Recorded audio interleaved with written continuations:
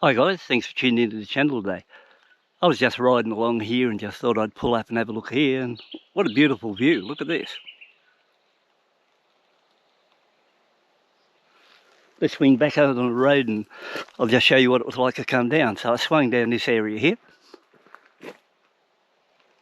down here, parked over here, and I thought this would be a beautiful spot here if I do a little clip while I'm riding along. And so I thought I'd just tell you what I think are the best features of this 2021 model Honda CRF300L. So before we do, let's have a quick look at it.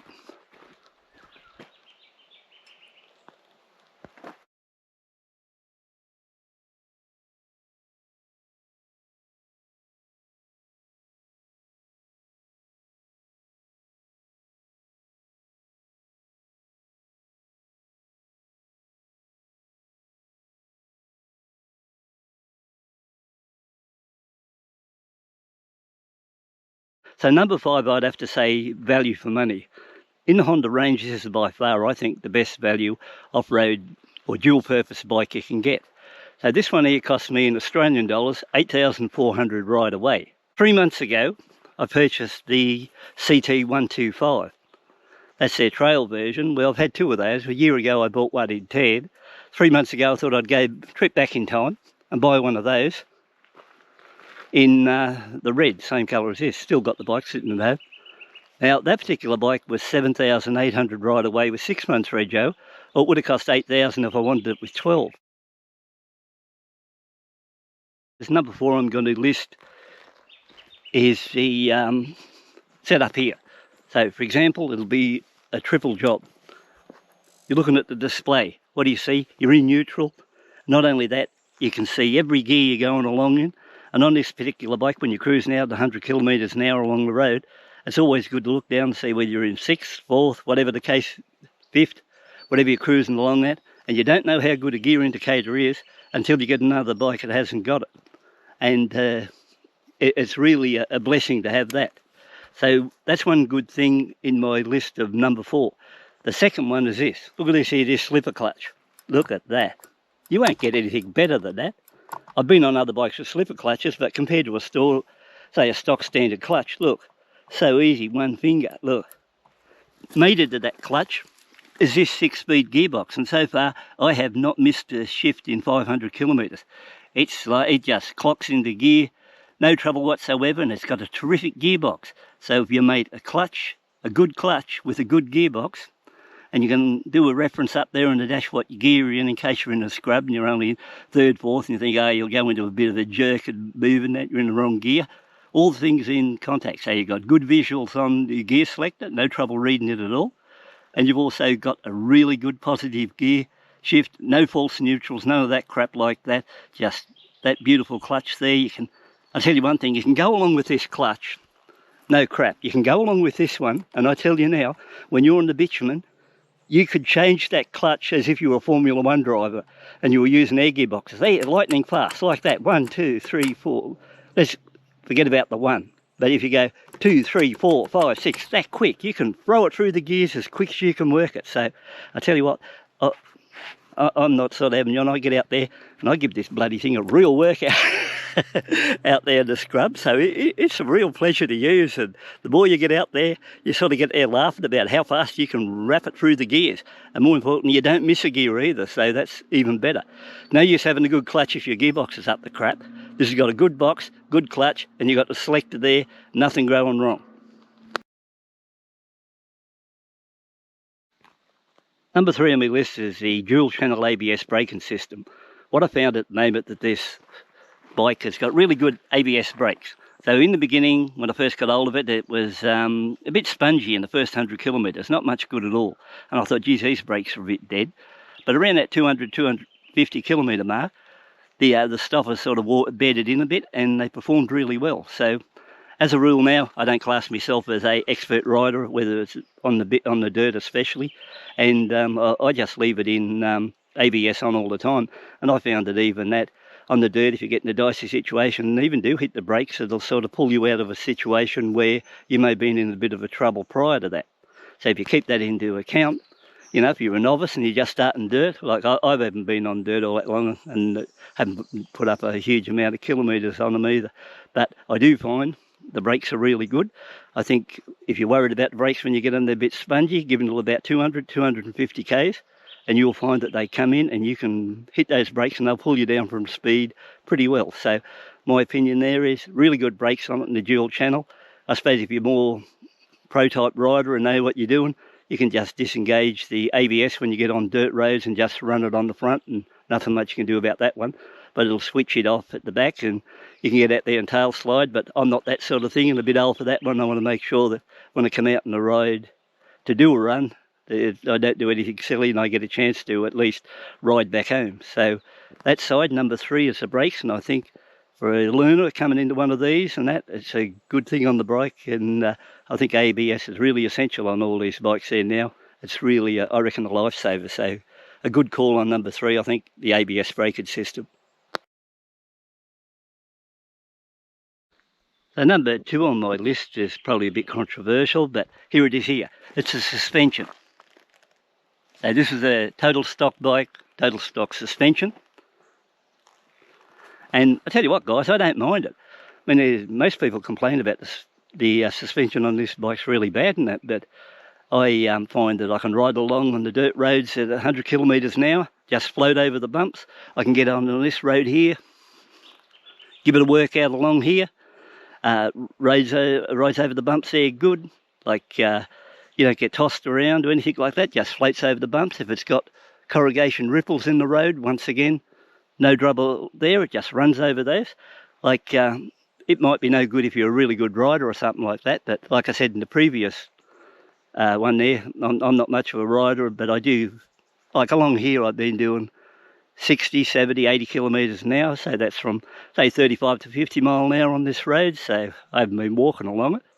But the thing is, I'm pretty happy with the suspension on this, and my thoughts would be if you buy one of these bikes, or if you're an older rider or something like that and you're in not as big a hurry as the younger ones, you won't have to touch this suspension. You can get in there, enjoy it, just ride around, and you'll be quite happy with it. So that'd be one thing. But then again, if you're a good rider, you might get on it and say, oh no, this is crap and I've got to put on other stuff. Maybe later on that might happen to me and I upgrade the suspension. But my thoughts at the moment, you can get away with what you've got. You don't have to go and spend not 500, you probably have to spend $1,000 on a good rear shock system, and then you've got to work on the front. And I think that'd be, well, my thoughts at the moment, just a waste of money, because even if I put it on, I'll never be able to ride any better than what I can now. So I might as well take advantage and just say, put it into petrol, a few accessories like a rear rack on it, sump guard, a couple of things like that, where I can get a bit of use out of it. So after this car passes, we'll go for number 1.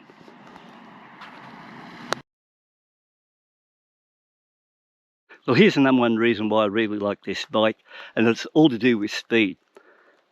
If you look back at the history on the channel there, back in I think 2018, I bought a Honda CRF300L Rally. I had it for 100 kilometres, and the reason I got rid of that bike because it was just too slow. Like, I bought it brand new, rode it 100 kilometres, sold it straight away, no good.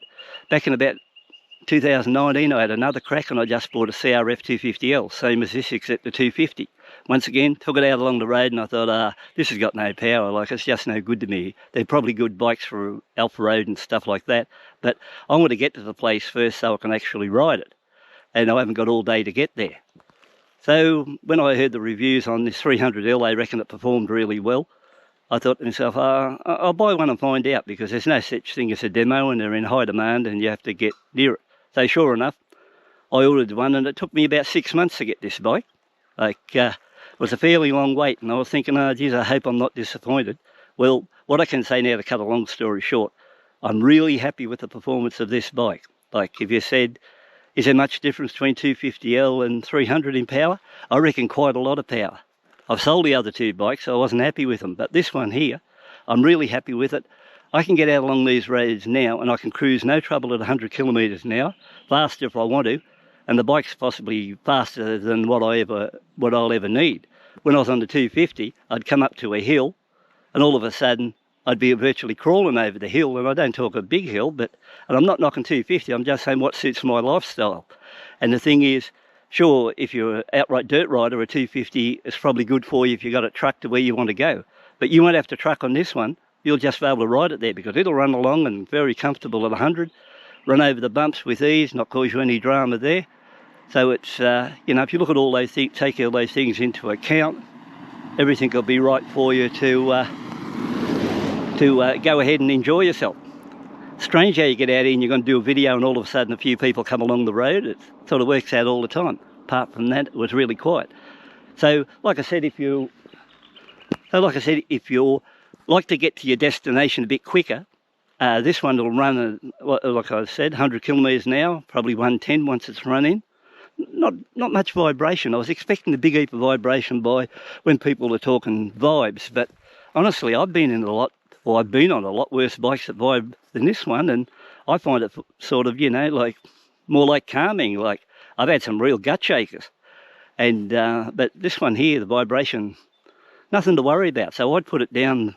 What I like as the number one feature of the bike, that I can get on this one here, and like when I had a couple of the other bikes, and I won't mention what they were, but when I got onto them, I'd load them up into the high ace van and then drive them out 50 kilometres to go for the ride, even though they were road registered, but they were just too slow.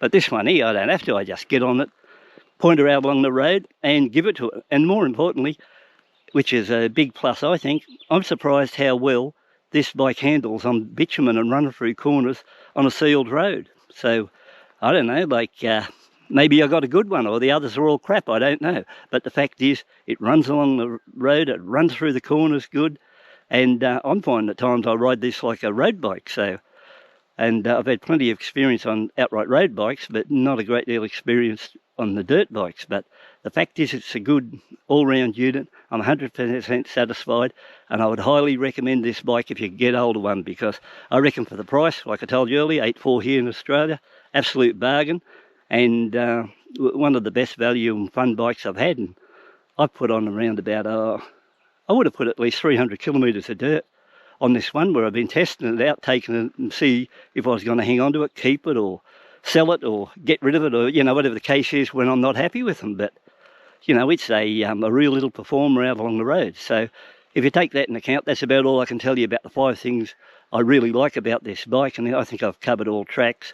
And once again, if you want to subscribe to the channel or give it a thumbs up if you think it's worth giving a thumbs up to.